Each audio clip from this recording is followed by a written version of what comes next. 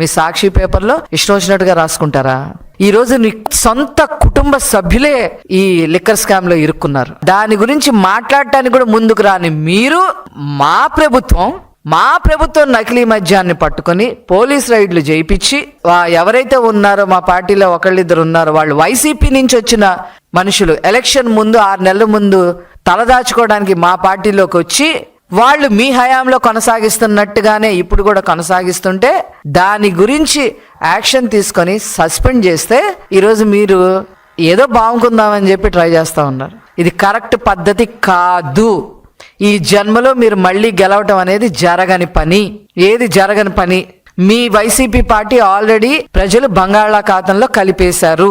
ఏనాడైనా మీ హయాంలో అసలు ఎంత దారుణం, మా రాష్ట్ర ప్రజలు పచ్చి తాగుబోతులు 15 ఏళ్ల వరకు కూడా తాగుతానే ఉంటారు అని చెప్పి 10,000 కోట్ల పైన అప్పు తీసుకొచ్చారు.